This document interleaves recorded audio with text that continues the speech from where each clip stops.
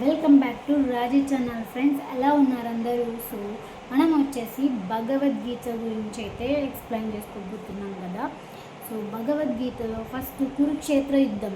So ఈ కురుక్షేత్ర యుద్ధం వచ్చేసి 14 రోజులైతే కురుక్షేత్ర యుద్ధం జరిగింది. ఈ 14 రోజుల్లో ఈ పాండవులు కౌరవుల యుద్ధంలో అర్జునుడు వచ్చేసి పాండవుల సైడు అర్జునుడు శ్రీకృష్ణుడితో ఇలా చెప్తున్నాడు, నా అనుకున్న వాళ్ళతో నేను యుద్ధం ఎలా చేయాలని చెప్పేసి. అప్పుడు శ్రీకృష్ణుడు అర్జునుడితో మనకి బోధించినటువంటి భగవద్గీతని బోధిస్తున్నాడు అనమాట.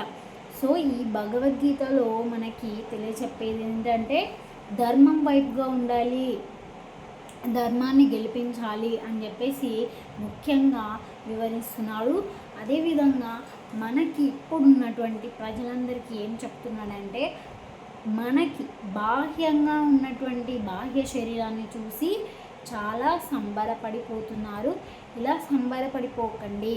మెయిన్గా మనకు వచ్చేసి ఆత్మ చాలా ఉన్నతమైనది అండ్ ఆత్మ చాలా చైతన్యవంతమైనది అని చెప్పేసి మనకి ఎక్స్ప్లెయిన్ చేస్తున్నాడు అనమాట భగవద్గీతలో శ్రీకృష్ణుడు. అదేవిధంగా భగవంతుడు ఎప్పుడైతే అధర్మం అనేది వెళ్తుందో, భగవద్గీతలో ఎప్పుడైతే దాని యొక్క తప్పుగా దాన్ని చేస్తారో అప్పుడు మాత్రం అధర్మం వచ్చినప్పుడు అటువంటి సందర్భాలలో నేను వస్తాను, నేను అవతరిస్తాను అని చెప్పేసి చెప్తున్నాడు. ఈ దాన్ని అవతారం అంటాం. సో దేవుడు అనేవాడు ఈ అవతారం రూపంలో వస్తాడు అని చెప్పేసి చెప్తున్నాడు. అదేవిధంగా మనకు శ్రీకృష్ణుడు అంటే భగవంతుడు శ్రీకృష్ణుని అవతారంలో వచ్చి మనకి భగవద్గీతను చెప్తున్నాడు అనమాట. సో చెప్తున్నాడు మనకి ఇందులో మనకి ముఖ్యమైనవి ఏంటంటే ఉన్నతమైనది ఆత్మ. ఫస్ట్ మనకి ఉన్నతమైనది ఆత్మ తర్వాత ఉన్నతమైనది బుద్ధి తర్వాత ఉన్నతమైనది మనస్సు తర్వాత ఉన్నతమైనవి మన యొక్క ఇంద్రియములు అని చెప్పేసి చెప్తున్నాడు. కానీ మానవుడు ఏం చేస్తున్నాడంటే ఇంద్రియములనే గొప్పగా, ఇంద్రియములే ఉన్నతమైనవి అని చెప్పేసి అనుకుంటున్నాడు. అలా అనుకోకూడదు అని చెప్పేసి చెప్తున్నాడు. మానవుడు కోపము, క్రోధము, ఈ యొక్క రోధము, అధర్మము ఇవన్నిటిని మానేయాలని చెప్పేసి చెప్తున్నాడు అనమాట.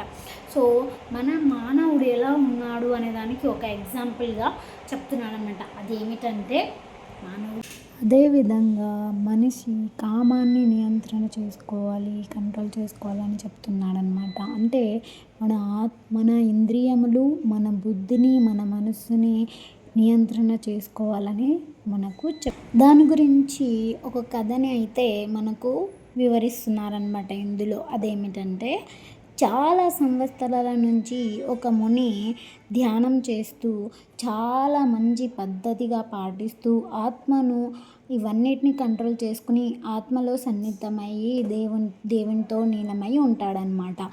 కానీ ఒకరోజు కొలను దగ్గరికి వెళతాడు. కొలను దగ్గరికి వెళ్ళి అతను అంతా నీట్గా శరీరాన్ని శుభ్రం చేసుకుంటూ అతను నీళ్ళలోపు చూస్తాడు. నీళ్ళలోపు చూసినటువంటి అతనికి ఒక్కసారిగా మనస్సు అనేది పరిమితిలో ఉండకుండా, అది నియంత్రణలో ఉండకుండా దారేది తప్పుతుంది. ఏ విధంగా అంటే 2 చేపలు సంయోగం చేయడం చూస్తాడనమాట. చూసిన తర్వాత అతనిలోన ఉన్నటువంటి ఇంద్రియాలు పరిమితిలో ఉండకుండా దారి తప్పుతాయి. అదేవిధంగా అతని మనస్సు దారి తప్పుతుంది, అతని బుద్ధి కూడా దారి తిప్పుతుంది. ఈ విధంగా ఆ చేపలో ఉన్నటువంటి సన్నిగ్ధం ఈ 2 కూడా కలవడం, ఈ 2 కూడా మంచిగా తోడుగా ఉండడం చూసి ముని, ఆహా, నాకు కూడా ఒక తోడు ఉంటే ఎంత బాగుంటుంది అని చెప్పేసి అతని ఆలోచన కాస్త బుద్ధిని, మనస్సుని అన్నిటినీ చెడగొడుతుంది. ఇంకా ఆ విధంగా ఆలోచించి అతను ఈ రాజ్యంలో మనకు సరిపడా తోడు నాకు ఎవరైతే సరిపోతారని చెప్పేసి బాగా ఆలోచిస్తాడనమాట. ఆలోచించి ఆ రాజ్యంలోని రాజు దగ్గరికి వెళ్తాడు. నీ రాజుగారి దగ్గరికి వెళ్తాడు. రాజుగారు మునీశ్వరుని చూడగానే ఎలా ఉన్నారు స్వామి, రండి కూర్చోండి అని చెప్పేసి చాలా మంచిగా గౌరవిస్తూ ఆయనను కూర్చోబెట్టి మాట్లాడతాడు.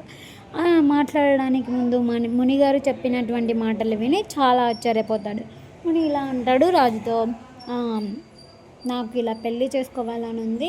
నాకు ఈ రాజ్యంలో ఎవరైతే సరిపోతారా అని ఆలోచిస్తే నాకు నీ కూతుర్లు నీ సంపద ఎవరైతే ఉన్నారో వాళ్ళని పెళ్లి చేసుకుంటే నాకు చాలా మంచిది, నాకు తగ్గ వాళ్ళు అని చెప్తాడు. దానికి రాజు చాలా ఆశ్చర్యపోయి, ఇదేంటి ఇంత పాడు బుద్ధి వచ్చేసింది ఈ మునికి, ఎన్ని రోజులు మంచిగా ఉన్నవాడు ఇప్పుడు ఏమిటి ఇలాగ ఆలోచిస్తున్నాడు అని చెప్పేసి ఈయన బాగా దానికి ముందు ముని ఏం చెప్తాడంటే, నేను ముందు పెళ్లి చేసుకునే ముందు నీ బిడ్డలు నన్ను ఇష్టపడితేనే నేను పెళ్లి చేసుకోగలను అని చెప్పేసి అని అంటాడనమాట. దానికి ఇంకా ఆలోచిస్తూ రాజు చాలా కంగారు పడతాడు. నేను ఇవ్వను నీకు నా కుమార్తెలను అని చెప్దామంటే ఎక్కడ శాపం ఇస్తాడో అని చాలా భయపడేసి ఇంకా దిగులుగా ఉంటాడు. అప్పుడు రాజుగారితో మంత్రి ఇలా అంటాడు, రాజుగారు ఎందుకంత కంగారు పడిపోతున్నారు, ఎలాగూ ఇష్టపడరు కదా, మునిని ఎలాగూ ఇష్టపడరు కదా, ఎవరైనా మీ కుమార్తెలు అసలే ఇంకా చాలా ఫ్యాషన్గా ఉంటారు, ఇలా ఉన్నవాళ్ళు ఎలాగా ఇష్టపడతారు ఎవరైనా కానీ ముసలి వాళ్ళని అని చెప్పేసి అని అడుగుతాడనమాట. అంటే అది కూడా నిజమే, ఇది చాలా చక్కని ఆలోచన, నా కుమార్తెలు ఎలాగో ముసలి వాళ్ళని ఇష్టపడరు, సో ఈ విధంగా పెళ్లి జరగదులే అని చెప్పేసి అనుకుంటాడనమాట. ముని కూడా నేను ఈ విధంగా వెళ్తే వాళ్ళు నన్ను స్వీకరించరు అని చెప్పేసి ముని ఏం చేస్తాడంటే అతనుకున్న శక్తులతో మంచిగా చాలా అందమైన రాకుమారిలాగా వెళ్ళేసి 10 మంది కూతుళ్ళను పెళ్లి చేసుకుంటాడు. ఈ విధంగా పెళ్లి చేసుకుని అతను ఈ రాజ్యంలో ఉన్నటువంటి రాజు అవుతాడు. అదేవిధంగా అతను చాలామందికి జన్మనిస్తాడనమాట. చాలామందికి జన్మనిచ్చేసి అతను రాకుమారుడు అయిపోతాడు. అదేవిధంగా ఈయన ఉన్నటువంటి ఏదైతే మునిగా ఆయన ఉన్నటువంటి ఏవైతే స్వీకరించింటాడో అవన్నీ కూడా మానేస్తాడనమాట, అవన్నీ అయిపోతాయి. సో ఇదంతా కారణం దేని విధంగా, ఈ విధంగా అతని యొక్క ఆత్మ కూడా అంతా కూడా ఏదైతే నాశనం అయిపోయి అతను ఈ కామం అనే దాంట్లో పడిపోయి ఈ విధంగా జరిగిపోతుందని చెప్పేసి అతను ఒక కథగా ఇక్కడ మనము ఇందులో చదువుకున్నామన్నమాట. రథం వెళ్తుంది, ఒక రథంని ఒక 5 గుర్రాలు లాక్కుని వెళ్తుంటాయి అన్నమాట. సో రథంని తీసుకెళ్తుంటాయి. ఈ రథాన్ని నడిపించేటువంటి ఒక వ్యక్తి ఉంటాడు. ఆ రథానికి దారి చెప్పడానికి మెయిన్గా ఒక వ్యక్తి అయితే ఉంటాడనమాట. ఆ వ్యక్తి నిద్రపోతూ ఉంటాడు. సో ఈ వ్యక్తి ఎవరైతే మొట్టమొదటి వ్యక్తి, ఇంపార్టెంట్ వ్యక్తి ఎవరైతే ఉన్నారో ప్రధానంగా అతను నిద్రపోతూ ఉంటాడు. ఇతను నిద్రపోతూ ఉండడం వల్ల అతని కింద ఉన్నటువంటి వ్యక్తి ఏం చేస్తున్నాడంటే ఈయన ఎలాగూ నిద్రపోతున్నాడు, ఈయన లేచినప్పుడు చూసుకుందాంలే అని చెప్పేసి అనుకుంటాడు. ఈ గుర్రాలు అయితే ఏవైతే ఉన్నాయో అవి వాటి ఇష్టం వచ్చినట్టుగా ఏ విధంగా ఇష్టం వచ్చినట్టుగా దారిని ఎన్నుకుని ఒకదాని వైపు ఇంకొకటి ఈ విధంగా డిఫరెంట్ వేస్లో, అంటే వేరే దారుల్లో నడుస్తూ ఉంటాయన్నమాట. అంటే ఇక్కడ ఏమిటి అంటే మొదటగా ఏం తెలుస్తుందంటే ఇక్కడ మనకు ప్రధానమైనటువంటి వ్యక్తి ఎవరు అంటే మనకి ఇక్కడ ఆత్మ అని చెప్తున్నారనమాట. ప్రధానమైన వ్యక్తి ఎవరు? ఆత్మ తర్వాత ఉన్నతమైన వ్యక్తి బుద్ధి అంటే ఈ బుద్ధి అనే వ్యక్తి బుద్ధి అనేది ఒక రథం అన్నమాట. సో బుద్ధి అనేది రథము. అండ్ మనస్సు చాలా ఉన్నతమైనది. మనస్సు అనేది అక్కడ కింద ఉన్నటువంటి ప్రధానమైన వ్యక్తి కంటే కింద ఉన్నటువంటిది ఎవరు? మనస్సు. ఈ మనస్సు ఏం చేస్తుంది? ఇంద్రియములు అంటే గుర్రములు మనకి ఇంద్రియములు అనుకోవాలి ఇక్కడ. సో ఇంద్రియములు ఇష్టం వచ్చినట్టుగా వాటి ద్వారిలో అవి వెళ్తూ ఉంటాయి. అంటే ఇక్కడ మనకి ఆత్మ అనేది నిద్రపోతుంది, మన మనస్సు అనేది ఏం చేస్తుంది? ఆత్మ అనేది నిద్రపోతుంది కాబట్టి మనస్సు అనేది ఎలా వెళ్తుంది, ఇంద్రియములు ఎలా వెళ్తున్నాయో ఆ విధంగా దారిలోనే వెళ్ళిపోతున్నాయి అన్నమాట. సో మొట్టమొదటిగా మానవుడు ఏదానికి కోపాన్ని అణుచుకోవాలి, తర్వాత కామాన్ని అణుచుకోవాలి, బాహ్యంగా ఉన్నటువంటి దాని మీద వదిలేసుకోవాలి అని చెప్పి చెప్తున్నాడు. మన ఆత్మ భగవంతునితో మన ఆత్మ చాలా అంటే మన ఆత్మ ఎలా ఉంటుందంటే ఉన్నతమైనది అండ్ చైతన్యవంతమైనది ఉంటుందన్నమాట. సో మనం భగవంతునితో ఎప్పుడైతే ఏకీభవం అవుతుందో మన ఆత్మ, అప్పుడు మనకి మనం జన్మించిన దానికి మన దానికి అన్నిటికీ కర్మకి సంబంధించి ఉంటుందన్నమాట. మన కర్మలు మనము మంచిగా చెయ్యాలి అని చెప్పేసి చెప్తున్నాడు. మళ్ళీ కర్మ నాకు ఇలా చెప్తున్నావు మంచి చెయ్యమని చెప్పేసి కృష్ణ, నువ్వు నాకు చెప్తున్నావు కదా, మరి నేను ఎలా చంపగలను వీళ్ళని అని చెప్పేసి అడుగుతున్నాడు అనమాట. అప్పుడు ధర్మంలో ఉండి ధర్మం వైపు ఉండి నువ్వు ధర్మం వైపే ఉండాలి, నువ్వు దేవుడు పంపించినట్టు దేవునిలో ఉన్నటువంటి వ్యక్తివి నువ్వు, అందుకే నేను నీకే చెప్తున్నాను భగవద్గీతను అని చెప్పేసి శ్రీకృష్ణుడు వివరిస్తున్నాడు అనమాట. ఇంకొక విధంగా ఏమిటంటే మానవుడు ఎంత బాహ్య శరీరానికి లోనైపోతున్నాడు అని అంటే ఏ విధంగా అంటే ఒక ఎగ్జాంపుల్ అయితే ఒక ఉదాహరణగా ఒక కథనైతే శ్రీకృష్ణుడు వివరిస్తున్నాడు అనమాట. ఆ కథ ఏంటి అంటే ఒక మనిషి సాయంకాలము రన్నింగ్ చేస్తుంటాడు అనమాట. అంటే నడుస్తూ నడుస్తూ ఒక మార్గం గుండా నడుస్తూ ఉంటాడనమాట సాయంత్రం పూట. సో అతను ఒక అడవి దాని పక్కనే ఒక అడవి ఉంటుంది. ఇతను వాకింగ్ చేస్తూ ఉంటాడు. ఇలా వాకింగ్ చేస్తూ అతనికి ఒక ఆలోచన వస్తుందన్నమాట. అంటే కొంచెం అనుకుంటాడు, ఈ అడవిలో ఏముందో, రోజు నడుస్తున్నా కదా, ఒకసారి మనం లోపలికి అంటే కొంచెం దూరం మనం వెళ్దామని చెప్పేసి ఆ మనిషి ఆ మార్గం గుండా వెళ్ళడానికి వెళ్తాడనమాట. అంటే అడవిలోకి కొంచెం దూరం వెళ్తాడు. అలా కొంచెం దూరం వెళ్ళిన తర్వాత వెంటనే అతనికి కొంచెం దూరం వెళ్ళిన తర్వాత అక్కడ క్రూర మృగాలు ఏం చేస్తాయంటే అతన్ని వెంబడిస్తాయి. క్రూర మృగాలన్నీ అతన్ని వెంబడించేసరికి అతను ఏం చాలా అర్థం కాక పరిగెత్తుకుంటూ వెళ్ళిపోతాడు. అంటే కొంచెం దూరం వెళ్దాం అనుకున్న అటువంటి వ్యక్తి ఇంకా చాలా దూరం వెళ్ళిపోతాడు పరిగెత్తుకుంటూ. అలా చాలా దూరం వెళ్ళిన తర్వాత అతని అదే దారిలో ఎదురుగా ఒక మంత్రగత్తె కనిపిస్తుంది. ఈ మంత్రగత్తె ఎలాగ చూస్తుందంటే 2 చేతులు ఇలాగ చాచి నా దగ్గరికి రా అంటూ అతన్ని పిలుస్తుంది, ఆ మనిషిని పిలుస్తుంది. అతను చాలా భయపడిపోయి ఆ యొక్క మార్గాన్ని తప్పించుకుని ఇంకొక మార్గం ఏదైతే ఉందా అని చెప్పేసి దాని పక్క మార్గానికి అతను పరిగెత్తుకుంటూ వెళ్తాడు. ఈ మార్గం దాటి ఇంకొక మార్గంలో ఏమో మృగాలు ఉన్నాయి, ఇంకొక మార్గంలో మంత్రగత్తె ఉంది, ఇంకొక మార్గం గుండా వెళ్తూ ఉంటాడు. అక్కడ ఒక లోయ అంటే ఒక లోయ ఉంటుందన్నమాట. ఆ లోయలో అతను పడిపోతాడు. ఈ పడిపోయే మార్గంలో ఆ చెట్టుకున్నటువంటి వేలాడబడి ఉన్నటువంటి ఒక తీగ లాంటి ఆ చెట్టుది ఉన్నటువంటి వేరు ఏదైతే ఉందో అది అతని కాలికి అంటుకుంటుంది. ఆ కాలికి అంటుకుంటే వెంటనే ఆ కాలిని చుట్టుకుని అతను ఆ యొక్క వేరు నుంచి అతను వేలాడబడి లోయలోకి పూర్తిగా పడిపోకుండా అతను వేలాబడి తలక్రిందులుగా వేలాబడి ఉంటాడు. ఇంకా లోయలోకి కింద పూర్తిగా పడలేదు. ఒకవేళ పడి ఉంటే అందులో ఒక పాము ఉంటుందన్నమాట. సో ఆ పాము అతనికి కాటు వేద్దామని రెడీగా ఉందన్నమాట, కింద పడిపోతే లోయలేకేద్దామని. ఇంకా ఎప్పుడైతే ఈ మనిషి పరిగెత్తుకుంటున్న మార్గంలో ఇతను ఒక కొమ్మకైతే తాకింటాడనమాట, తొక్కేసింటాడు. ఆ కొమ్మ నుంచి ఒక రాయి ఎగిరి ఆ తేనెటీగలు అనేటువంటివి ఆ చెట్టు పైన ఉంటాయి. ఆ తేనెటీగలను మొత్తం ఉసిగొల్పింటాడు ఆ రాయి వల్ల. సో అవన్నీ కూడా వేరైపోయి అతని ముఖంకి చుట్టుకుని ముఖాన్ని కొడుతూ ఉంటాయి. తర్వాత ఇప్పుడు బాగా గమనించండి, అతని ముఖానికి తేనెటీగలు కుడుతూ ఉంటాయి. కింద లోయలో ఒక పాము రెడీగా కాడు వేద్దామని ఉంటుంది. తర్వాత ఇది చాలా అన్నట్టు ఆ యొక్క వేరు ఏదైతే ఆయనకు చుట్టుకొని ఉందో కాలికి, దానిపైన ఒక ఎలుకలు ఏం చేస్తుంటాయంటే ఈ వేరు కింద పడిపోవాలని చెప్పేసి కొరుకుతూ ఉంటాయి అన్నమాట. సో చూసారు కదా, మీరు బాగా గమనిస్తే ఇక్కడ మనకు మనిషి పరిగెడుతున్నటువంటి ఒక దారిలోనేమో ఇన్ని ఆటంకాలు, ఇంత సమస్యలు, ఇంత పెద్ద సమస్యల్లో ఆ మనిషి ఇప్పుడు ఆ సమయంలో ఉన్నటువంటి మనిషి ఏం చేస్తాడని మీరు అనుకుంటారు? చాలా భయంకరంగా అతను నేను చచ్చిపోతానేమో, మరణిస్తానేమో అని భయంతో ఉంటాడు అని మీరు అనుకుంటుంటారు. కానీ ఆ మనిషి ఆ విధంగా లేడు. ఆ మనిషి ఎలా ఉన్నాడంటే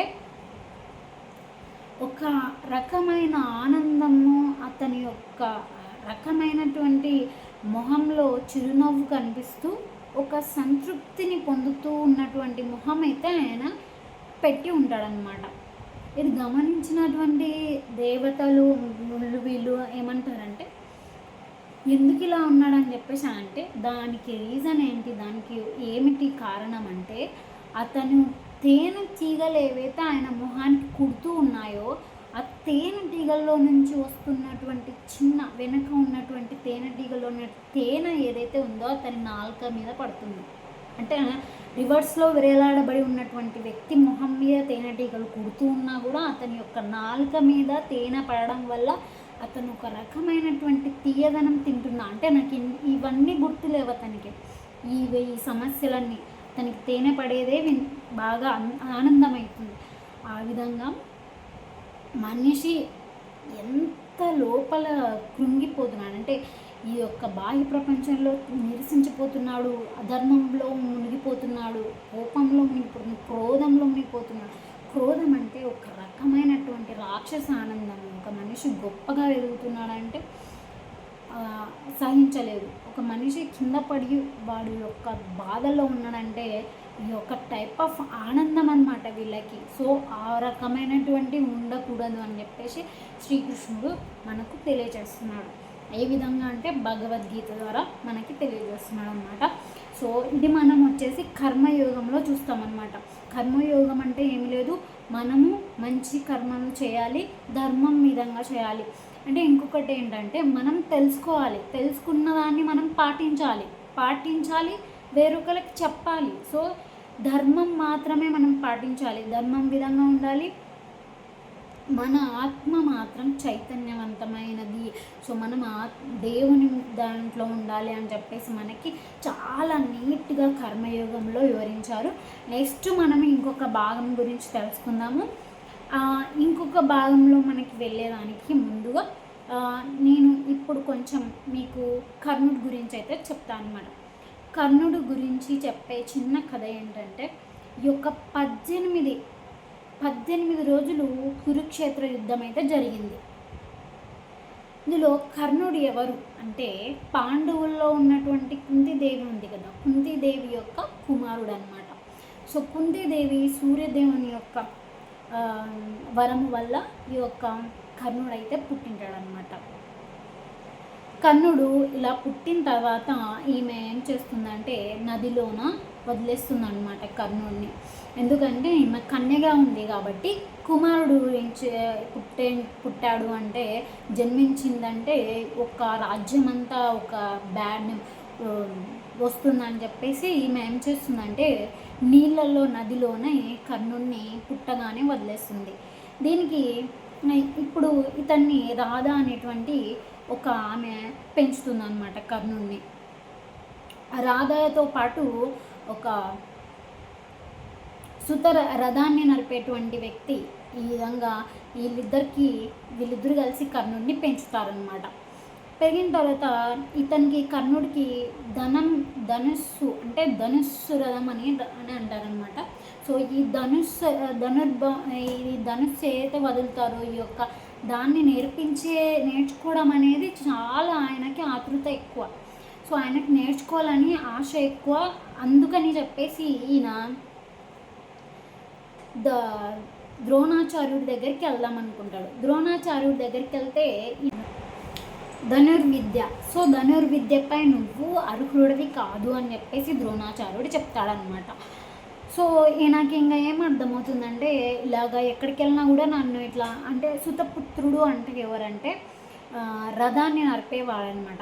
రథాన్ని నడిపేవాడు ఇలాగా పనిచేసే వాళ్ళంటే కొంచెం రాజ్యంలో కంటే వాళ్ళు కొంచెం ఈయనకంటే పనిచేసే వాళ్ళు కాబట్టి వాళ్ళకి ధనుస్సుకి నేర్పించేదానికి వీళ్ళు అర్హత కాదు అని చెప్పేసి అనమాట.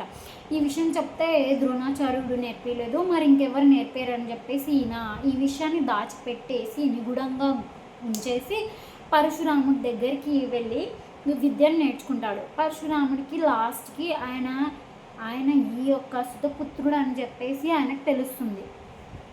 ఇలాగ తెలిసిందని చెప్పేసి ఈయన అప్పుడు గురువు గారికి తెలిసింది. అప్పుడు ఆ కర్ణుడు, క్షమించండి గురువుగారు, ఇది నిజమే, మీరు చెప్పేది నిజమే, కానీ నాకు ఇది నేర్చుకోవాలని చాలా ఇష్టము, అందుకే నేను మీ దగ్గరకు వచ్చి నేర్చుకున్నా, నిజం చెప్తే మీరు ఎక్కడ ఒప్పుకోరు అని చెప్పేసి అని అంటాడు.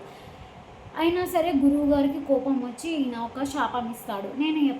నీకు ఇది ఎప్పుడు కూడా పని చేస్తుంది, కానీ నీకు ఎప్పుడైతే అవసరమవుతుందో, చాలా ముఖ్యమైన అవసరమైనప్పుడు నీకు ఇది అస్సలు గుర్తుకు రాకుండా ఉంటుంది, నీకు అస్సలు గుర్తు రాదు, నువ్వు మర్చిపోతావు అని చెప్పేసి ఒక శాపం అయితే ఇస్తాడనమాట.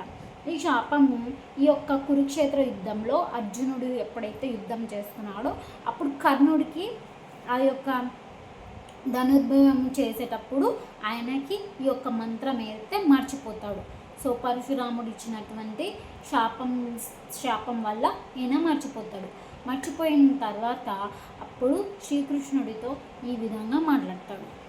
శ్రీకృష్ణ, నువ్వు ఇంత ధర్మం గురించి మాట్లాడతావు, ఇంతగానం నేను ఒక్కడనే ఉన్నాను ఇక్కడ, నేను ఒక్కడనే ఇంత నాకు గుర్తు రావట్లేదు, నా భూమిలో నా యొక్క చక్రం ఇలా ఇరుక్కుపోయింది, నువ్వు చూస్తూ ఉన్నావు, కనీసం అర్జునుడికి చెప్పు, నేను కొంచెం కరెక్ట్ సరి చేసుకునేంత వరకైనా ఇతను ఆగమని చెప్పు అని అంటే, నువ్వు ఎప్పుడైతే ధర్మాన్ని పాటిస్తావో అప్పుడు నీకు ధర్మం పనిచేస్తుంది, నువ్వు ధర్మాన్ని పాటించినప్పుడు నీ దగ్గరకు వచ్చి ఎలాగ నీకు అది వర్తిస్తుంది అని చెప్పేసి శ్రీకృష్ణుడు చెప్తాడనమాట.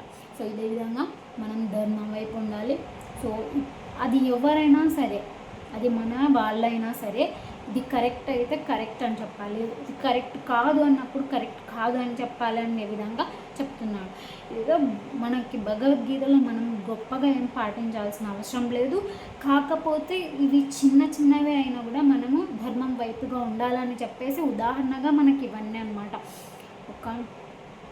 ఒక అన్యాయం జరుగుతుంది, ఒక రోడ్డు మీద అన్యాయం జరుగుతుందంటే నువ్వు చూస్తూ వెళ్ళిపోతే కూడా నీ తప్పే, నువ్వు కొంచెం దాన్ని ఆపడానికి నువ్వు దానికి సహకరించాలి. ఒక అమాయకుడిని పట్టుకుని ఏమైనా చేస్తున్నప్పుడు నువ్వు దాన్ని ఆపడానికి ట్రై చేయాలి. నువ్వు ఆపకుండా ఉన్నావు అంటే అది కూడా నీ తప్పే అనే విధంగా వర్తిస్తుంది అని చెప్పేసి చెప్తున్నారనమాట. అది దీని యొక్క ఉద్దేశము. And thank you for watching. Next మనం ఈ కర్మయోగం తర్వాత వచ్చేటువంటి అభ్యాసనము మనం వివరించుకుంటాము తర్వాత వీడియోస్లో. Thank you for watching and bye.